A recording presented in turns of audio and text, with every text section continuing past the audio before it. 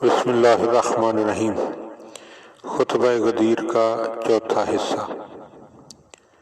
اور علی علیہ السلام کی پیروی کرنے والے رحمت ایزدی کے مستحق قرار پائیں گے، نیز جو ان کی تصدیق کریں گے، انہیں جو ان کی باتوں پر کان دھریں گے، ان کی تابعداری کریں گے، خدا بند کریم انہیں بھی بخش دے گا۔ لوگوں، یہ آخری اجتماع ہے جس سے اس وقت میں خطاب کر رہا ہوں، لہذا تم میری گفتگو سنو اور اپنے پروردگار کے مطیع فرما بردار بنو۔ خدا بند عز و جل ہی تمہارا حاکم اور تمہارا معبود ہے، اور اس کے بعد اس کا رسول محمد صلی اللہ علیہ وآلہ وسلم جو یہاں تمہارے سامنے کھڑے ہیں تم سے مخاطب ہیں، تمہارے فرمانروا ہیں۔ اور رسول صلی اللہ علیہ وآلہ وسلم کے بعد اللہ رب العالمین کے حکم سے علی ابن ابی طالب تمہارے ولی اور امام ہیں، نیز اس کے بعد سلسلہ امامت قیامت تک علی کی اولاد سے میری ذریت میں برقرار رہے گا، ہاں روز قیامت تک، جس دن کہ تمہیں اللہ اور اس کے رسول کا سامنا کرنا پڑے گا۔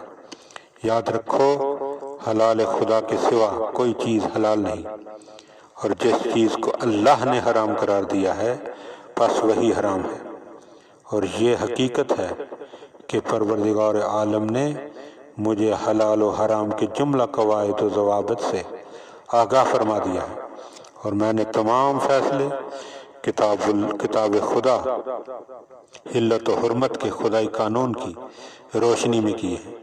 نیز مجھے جو علم و عرفان حاصل ہوا، میں نے اس کی علی ابن ابی طالب کو ضروری تعلیم دی ہے۔ لوگوں، کوئی علم ایسا نہیں جو خدا بند عالم نے مجھے نہ دیا ہو، پھر دانش و آگاہی کا یہ سارا ذخیرہ جو اللہ نے مجھے دیا، اسے میں نے امام المتقین علی ابن ابی طالب کے حوالے کر دیا، بے شک وہی امام مبین ہے۔ اے لوگو، ان سے ہٹ کر تم گمراہ کردہ راہ نہ بن جانا، نہ ان سے دوری اختیار کرنا اور نہ ان کی ولایت کے اقرار سے پہلو بچانا، کیونکہ علی ہی وہ ہستی ہیں جو حق پر عمل کر کے سچائی کی راہ دکھائیں گے اور باطل کو ملیا میٹ کر کے لوگوں کو بے راہ روی سے بچائیں گے۔ حق کے بارے میں خواہ کوئی ملامت کرے یا برا بھلا کہے، اس سے ان کے فرض شناسی کے جذبے پر کوئی اثر نہیں پڑتا۔ علاوہ ازیں یہ وہ پہلے شخص ہیں جو اللہ اور اس کے رسول پر ایمان لائے، انہوں نے پیغمبر خدا پر اپنی جان نچھاور کر دی۔ علی ہی کی ذات ایسی ہے جس نے رسول اللہ کے ساتھ اس وقت خدا کی عبادت کی جب اس دور تاریخ کے جتنے بھی مرد تھے ان میں سے کوئی بھی نبی کے ساتھ فریضہ عبادت بجا لانے کو تیار نہ تھا۔ لوگو، تم علی کی فضیلت مانو، کیونکہ انہیں خدا نے فضیلت دی ہے، اور انہیں قبول کرو اس لیے کہ پروردگار عالم نے ان کا تقرر کی فرمایا ہے۔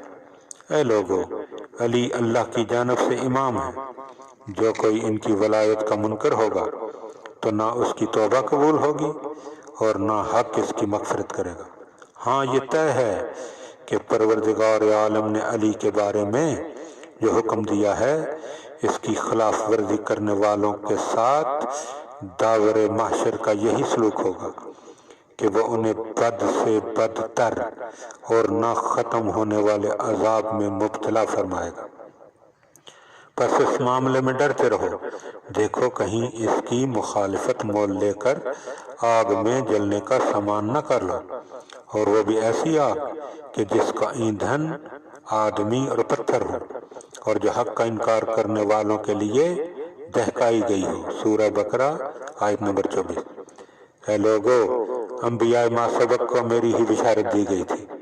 میں تمام پیغمبروں اور جملہ فرستادگان خدا کا خاتم، نیز زمین و آسمان کی ساری خلقت کے لیے اللہ کی حجت ہو۔ اس حقیقت میں جو ذرا سا بھی شبہ کرے وہ پہلے والے عہد جاہلیت کے کافروں جیسا کافر ہوگا، اور اسی طرح جو میری کسی بات کے کسی جز میں بھی ذرہ برابر شک لائے گا اس کا شمار انہی میں ہوگا جو میری تمام باتوں میں مشکوک ہیں اور تمام باتوں میں ڈاما ڈول رہنے والوں کی جگہ جہنم ہے۔ اے لوگو، خدا کی دین اور بڑا احسان ہے، خدا کی دین اور بڑا احسان ہے کہ اس نے مجھے اس فضیلت سے سرفراز فرمایا۔ اللہ کے سوا کوئی معبود نہیں، شام ابد تک بس وہی حمد کا سزاوار ہے اور ہر حال میں ہمیشہ سپاس کا مستحق ہے۔ اے لوگو، علی کے فضل و کمال کا اعتراف کرو، کیونکہ میرے بعد دنیا بھر میں سب سے زیادہ حسن و خوبی کے مالک وہی ہے۔ یاد رکھو پاک پروردگار ہمارے ہی طفیل میں تم کو روزی دیتا ہے اور ہماری ہی برکت سے یہ دنیا آباد ہے۔